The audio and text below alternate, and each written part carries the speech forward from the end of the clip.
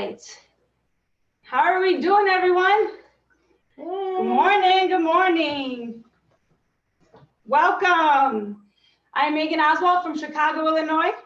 Thank you so much for joining us today, and welcome to Breaking the Mold, Staying True to Yourself. We're extremely excited to be here with you today. Quite honestly, I'd be a lot more excited if we were in a large, cold, stuffy conference room in New Orleans, but since that couldn't happen, this is the next best thing, I suppose, right? All right, myself, along with these 5 other beautiful humans, are part of the Women's Council of Realtors Leadership Institute, class of 2020. It's been an extremely amazing experience, and we built this engaging and wonderful program together for you, virtually, of course. All right, well, we're coming to you live from an undisclosed location. We've got Taffy Maurer. We've got Taffy Maurer out of Newcastle, California, 2021 State Treasurer. Lindsay Culver, Portland, Oregon, 2015-16 State Governor. We've got Megan Oswald, Chicago, Illinois, 2021 State President. We've got Shannon Watkins, Atlanta, Georgia, 2021 State Liaison. Kate Kelly, Boulder, Colorado, 2020 Local President. And from afar, we've got Delara Aubon, Houston, Texas, and 2020 State Governor. So we're going to do a little bit about housekeeping right now. So if you haven't already, please change your name on your screen. I know some people it says like iPad or iPhone. We want to know who you are. So if you could change your name and put either where you're from, like Lindsay Culver, Portland, Oregon. If you don't know how to change that, there's 3 little dots at the top right corner of your screen. You just click that, drop down, and it'll say change your name. Who knows, maybe there's a referral out there. So we want to help you guys. Some other housekeeping. If you are going to talk today, introduce your name, where you're from, and your network. Questions and answers. If you do have any, put it in the chat box. We will try to get it. We'll try to get that answered during the show today. But if we can't, we will get back to your answer or your question. Excuse me. Also, we miss you. We haven't seen you guys. Please keep your cameras on. I mean, it's a safe place. No judgment. Okay. We miss you. Also, emergencies. Totally get it. You got a coffee break. You need coffee. You need to go to the restroom. Uh-oh, you got something going on with your transaction, or I don't know, something, your kid with school, we get it. Just turn your camera off and then come right back and turn your camera on, okay? Taffy, take it away. Good morning. I am Taffy Maurer, and my home network is Placer County, which is part of the greater Sacramento Valley and surrounding foothills in beautiful California. As Leadership Institute members selected from all over the United States, we were brought together to work with other Realtor leaders who are also at the top of their game. Through reflection, investigation, challenges, and sharing, we realized that we were a diverse group of women selected to lead at the national level, and none of us fit into that stereotype or mold of a successful realtor. Our backgrounds and interests drove us to specialize in different areas or niches within the industry. We had all reached high levels in our careers delivering white glove service, yet none of it was textbook. Finally, our journeys led us to discover our authentic selves, making our profession a truly rewarding experience in an industry that tends to make relentless production the only reward. Join us today as we share our journey of realization.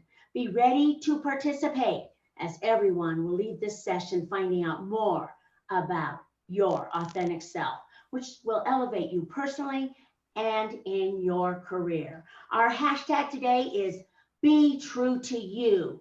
Between now and the end of the conference tomorrow, we want you to take a selfie, post a selfie, and use this hashtag.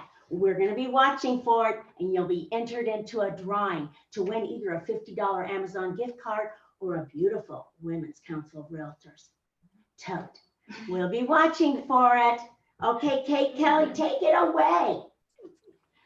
Good morning, everybody. Thank you so much for joining. We really hope that you're enjoying the first ever fall conference for the Women's Council of Realtors. And it has been an absolute wonderful journey being part of the Leadership Institute with these awesome ladies, the few that are attending here, and our friend Delara. So we're going to hop right into our session. We're going to talk about identifying your niche. So a niche, if we could have Olivia put up the poll, we're just going to kind of get a feel from the participants who out there has a niche. Either you do, you don't, or you're still trying to identify it. So a niche is a specialized market, a place, employment, status, or activity for which a person or thing is best fitted. So I will share my niche with you. We're going to discuss our niches a little bit, and we're going to put you in breakout rooms so you can discuss together and get to know one another as well. So we're going to share those results with the group from our poll. And it looks like we've got 42% of you say that you have identified your niche. 22% are still looking for it, and somewhat is 36%. So hopefully by the end of this session, you'll have a little bit more clarity there. So as the rookie of the A team, I've been licensed for about 4.5 years. I work primarily with home buyers, usually first-time home buyers. And I specifically love this demographic because I think I come from a place of understanding, education, and enthusiasm. One of the other demographics that I've been working with quite a bit lately is young entrepreneurs and female lady bosses. So that's always fun as well. And because our market, we have CU Boulder there, it's a college town, fairly transient community. There's a lot of people relocating for studies or work opportunities, which has provided an opportunity to work with a lot of culturally diverse couples as well, which has been a lot of fun. And typically they are first-time home buyers as well. So I'm interested to see kind of the more tenure I get in the industry if my niche will change, but time will tell, I suppose. You know, honestly, Kate, it's interesting you think about the possibility of your niche changing the longer you're in the business.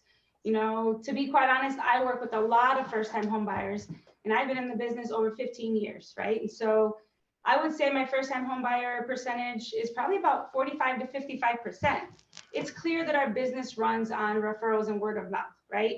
And so the experience that our first-time home buyers are getting is such an amazing one that they're telling their friends, their relatives. And let's be honest, a lot of first-time home buyers hang out with a lot of first-time home buyers. And that's how the referrals start rolling in. And I can't be mad about it. I mean, let's be real. First-time home buyers, most of the time, take a lot of hand-holding, right? Mm-hmm. And so that speaks to us, right? The education that we're giving the first-time home buyers and the patience that we have for them makes their experience such a great one. Now, not everybody is capable of working with first-time home buyers. So I think figure out if you're patient, if you have that education piece. We need to be honest with ourselves, right? Anyways, I love first-time home buyers. They're the big piece of my heart. I also say a lot of folks, one of my niches is a lot of folks that identify as LGBTQ. They tend to gravitate towards me. I think that they really feel comfortable with me and they trust me that I'm not going to judge them and I'm going to be very real and open and honest with them. Not sure why they feel that way, but hey, I'll take it. All right. Hey, so Megan, how do you do that, like as a single mom? Because that's a lot. The education part takes a lot of time. Honestly, Shannon, I don't know sometimes. It is hard. But what I will say is this, you know, I've developed an amazing support system. I have a team that I can depend on. I've formed irreplaceable relationships with other Women's Council of Realtors members. And, you know, I can call these people. I can call them when they need to talk me off the ledge, or some of them I can call them and they'll tell me, drop off your daughter, go ahead and make those appointments with your clients, right? And so I've appreciated that. And that's not something that I knew I was going to get when I started paying that Women's Council annual membership fee 5 years ago. But hey, babysitting, right? I'll take it. You know, another niche that, to be quite honest, fell into my lap was buyers that tend to have some hurdles to overcome or looking in disadvantaged communities. Now, this piece here is I'm very passionate about, so excuse me if I get a little bit tongue-tied, but so many buyers come to me and tell me that other realtors have told them that, you know, they don't work in that area or with that budget. You guys, I get extremely upset because everybody deserves to be a homeowner, right? Mm-hmm. Everybody. So I'm patient with them. I take the time, I guide them. If they're not ready now, I make sure to put them on the track to get ready, right? And so again, everybody deserves to be a homeowner. When I talk about my niche, you guys, this is what I want to leave you with, is that a niche could be something that you're passionate about, right? It doesn't have to be luxury. It doesn't have to be investments. It can fall into your lap, right? These disadvantaged community buyers or buyers that had hurdles to overcome fell into my lap, and I love helping them. Now, not everything has to be drawn out on a business plan. I'm not saying to forgo your business plan or just wing it. What I'm saying is that things will develop the longer you're in the business, and you'll start to realize what makes you happy and what makes you motivated. And all I'm going to say is run with those things. But I could talk about this all day. Sorry. Delara, please tell me what your niche is, because these folks are probably tired of hearing me talk. No worries. Well, my niche, my superpower is being the connector. You saw that on the beginning slide. And my niche is really being able to pull people together. My story is a little bit different than everybody else. I am a realtor, but I also am a senior vice president for business development for a title company. So all of the experience and the connections that I made with builders, developers, just so many of the people that I've met in my industry as a realtor, I've brought into this world, and I connect people. So I'm the girl you go to if you need an inspector, an architect, a jeweler, an underwater basket weaver. Basically anybody you need, I am gonna have someone for you. And that's kind of been how I've carved out my niche. I also own being a ginger and a redhead. My hashtag is Agent Red. So it helps that when I go somewhere, I can't sneak into events, like I always stand out. So that's kind of worked with me, and me being a connector and creating that niche. So my leadership style is more about making connections, leveraging my connections to bring value to the people that I work with. So that's my leadership style. Shannon, I know your leadership style is a little bit different because you have a different business model. You want to share that with us too? Yes. Hi, everyone. I'm Shannon from Atlanta, Georgia. I've been in the business for 18 years, I guess, at this point. And connection in my group is key. I have a large team of 26 people. So connection with all the agents and the leads is my priority. Our team covers a lot of different niches. So me as the rainmaker, I have to put those marketing dollars towards the best ROI for our team. So an example, when I'm spending money towards first-time buyers, I have to make sure that I have an amazing agent that's going to take care of those first-time buyers. I'm going to convince her to move to Atlanta soon. So those clients are then handled with perfection, which gives us the return on that investment. I have our database, because we have agents that's their niche, is working their database, which then becomes our sphere and referral niche. We have many more veterans, upsizing, downsizing, investors, luxury commercial. It goes on and on. What I think sets us apart with our niche development is I use the DISC profile to match all new incoming leads with the perfect agent on our team. And Olivia is going to drop the DISC profile assessment in the chat box for you for a future reference. So I recommend saving it if you're not familiar with it. It's a great tool. So I'm going to give you an example of using the DISC. If I have a seller lead that comes in, and that seller is a high D personality, I have 3 agents on my team that I know can handle that personality type amazing. Like they're perfect with it. So that's going to give a win-win scenario, which increases my ROI. I hope that makes sense. Another thing with us is the way we keep our leads and continue that referral business is we use the 5 love languages, but I'm going to talk about that a lot more later.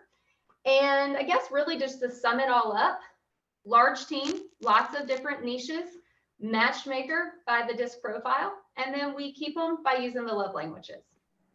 Taffy, you know what? Getting to know you has been amazing. And I really, yeah, let's go to the breakout room and we'll talk about your stuff later. Yeah, Sorry, what about a breakout room? Yeah. Okay, so we're going to take about 8 minutes and put you in a breakout room with the help of Olivia. So thank you, Olivia. You can look in your chat box now for a little document that was on the email that was sent to you this week and this morning.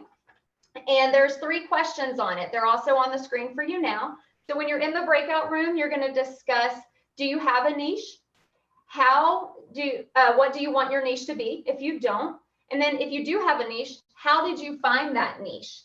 You have 8 minutes. Please enjoy. I hope you guys come back with a lot of information. Okay, we're